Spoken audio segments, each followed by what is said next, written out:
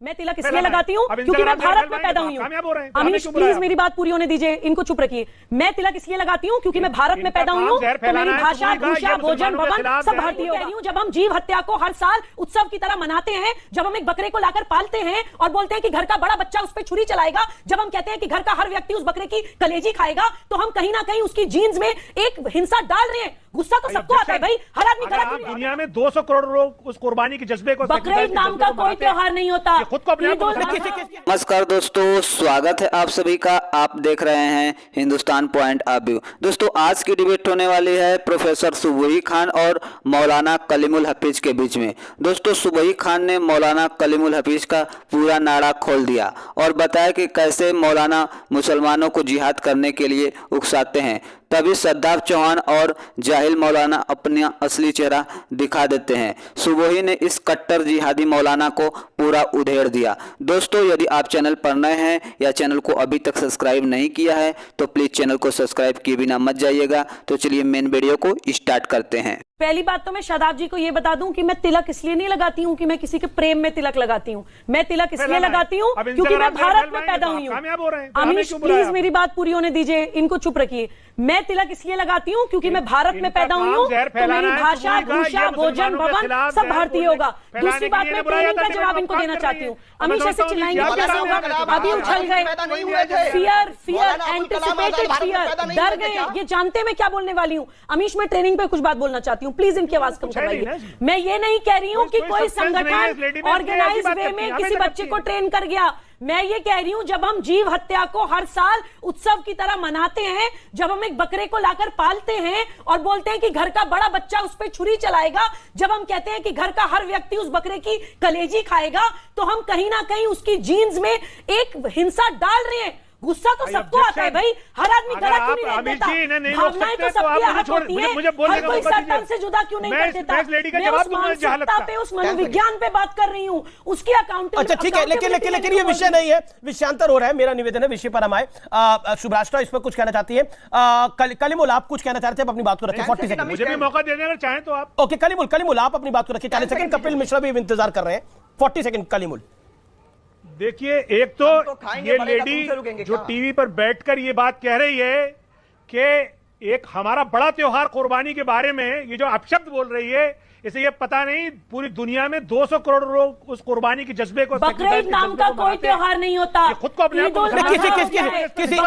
किसी की धार्मिक भावनाओं पे हम क्यों किसी बात करते हैं? लेकिन आपने इस डिबेट को जिस मकसद से रखा था वो उस पर डिबेट आ गई। ये मुसलमानों के खिलाफ एक जहर फैलाने के लिए डिबेट थी, उसे सुबही खान ने अचीव कर लिया। अब आइए तीसरे पॉइंट पे। खुदा के वास्ते, इस हिंदुस्तान के वास्ते आप अपराध को अपराध रहने दीजिए, पुलिस को और लॉ एनफोर्समेंट एजेंसी को अपना काम करने दीजिए, वरना मुझे बताइए। सुबही खान आप दूसरे को बोलने देंगी ना? सुबही जी ये गलत है, ये गलत है। आप इनके अब आप कुर्बानी की बात करिए। कुर्बानी तो हिंदू धर्म में भी कई इलाकों में दी जाती है। वो विषय नहीं है ना, वो विषय नहीं है ना। सुबही आप अंडरस्टैंड द पॉइंट, वो विषय नहीं है। मैं बार बार बोल रहा हूं। नहीं आप ये विषय हम क्यों बार बार लेकर आ रहे हैं? ओके मैं रुक करता हूं। कलीमुल आप अपनी बात को आपने रख लिया। कपिल मिश्रा मैं आपको बताता हूं। कपिल मिश्रा क्या आपको लगता है, क्योंकि 10 सेकंड दीजिए। एक second. BJP president Virendra Sachdeva ने बोला केजरीवाल जानते हैं कि शाहबाद में हिंदू युवती ने मुस्लिम युवक द्वारा हत्या को यदि लव जिहाद कहेंगे तो उसके मुस्लिम मतदाता उनसे दूर हो जाएंगे। तो हिंदू मुस्लिम तो आप लेकर आए, आपके प्रदेश अध्यक्ष लेकर आए वीरेंद्र सचदेवा। देखिए मैं ये कहना चाहता हूं दोबारा से, जो अध्यक्ष जी ने बोला है वो एक कड़वा सच है जिसके बारे में चर्चा करेंगे तो लोगों को बुरा लगेगा। लेकिन मैं कहना चाहता हूं कि धर्म के आधार पर कोई पहचान छिपाए, कोई भी किसी भी धर्म का हो, मैं नहीं कह रहा कि हिंदू करेगा या मुसलमान, क्या ये कानून नहीं होना चाहिए देश में कि अगर अपनी पहचान छुपाएगा, नाम छुपाएगा, उसके बाद आइडेंटिटी बदल के कोई रिश्ता बनाएगा या धर्म परिवर्तन का दबाव डालेगा या वीडियो बना के ब्लैकमेलिंग करेगा या शादी के बाद कहेगा पहले धर्म परिवर्तन कर लो, तो उसके लिए देश में एक अलग कानून बना के सजा का प्रावधान होना चाहिए। आप मेरी बात सुनिए, मैंने आपकी बात काटी नहीं थी, आप सुनिए। आपके बीच में नहीं बोले थे कलीमुल। ध्यान से कपिल, मैं बार बार कह रहा हूं, एक 16 साल की बिटिया की जीवन चला गया। एक बाप ने अपनी जवान बेटी को अपने हाथों से मुखाग्नि दी है।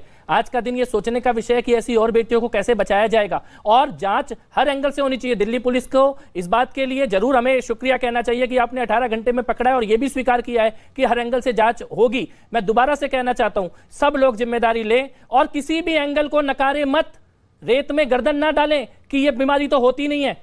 अगर बीमारी नहीं होती तो ब्रिटेन में कानून नहीं बनता या केरल का, लेकिन जांच होने दीजिए। अगर जांच में वो आएगा कि नहीं था लव जिहाद तो हम भी नहीं कहेंगे कि है। मैं कंक्लूड नहीं कर रहा, लेकिन मैं ये कह रहा हूं आज देश में सबसे कि बेटियों के प्रति एक बड़ा अपराध हो रहा है। जांच कीजिए, कपिल जी मेरा एक सवाल है, हमारी दूसरी बेटियां बैठी हुई है जंतर मंतर पे, ये कल खदेड़ा विषय नहीं है ये आप, मैं पहले भी ये कहना चाहता था, मैं जवाब देना चाहता हूं आपको।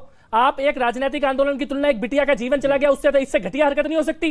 वहां पे आपके कांग्रेस के और पार्टियों के नेता जाके भाषण देते हैं, उसकी तुलना एक बेटी के प्राण चले गए उससे कर रहे हो आप। शर्म आनी चाहिए आपको, शर्म आनी चाहिए आपको।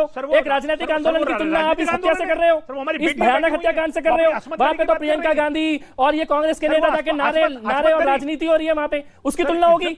शर्म करो, उसकी तुलना होगी इस हत्याकांड से। एक बेटी के प्राण चले गए, तुम्हें राजनीति पड़ी है, घटिया राजनीति की बात कर रहे हो।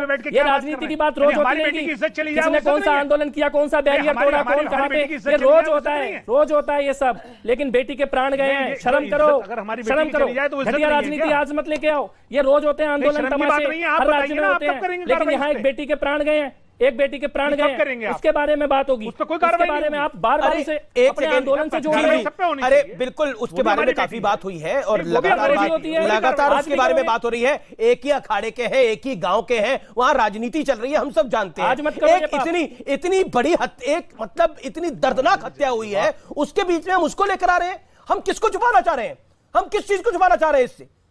कलीमुल हाफिज किसको छुपाना चाह रहे हैं? नहीं, आप कह रहे हैं देखिए वहां पर क्या हो रहा है जंतर मंतर में बेटियों के साथ, क्या हुआ? वो बेटियां फिर आज धरने में बैठी हुई हैं, ये मत करो, वो बैठी रहे, ये मत करिए ना आज के दिन कम से कम। सुनिए, अरे उस लड़की को जिंदा मार दिया एक लड़के ने, और आप कह रहे हैं जंतर मंतर पे क्या हो रहा है, जंतर मंतर पे क्या हो रहा है? जंतर मंतर वालों को भी बैठना चाहिए इस बेटी के समर्थन में।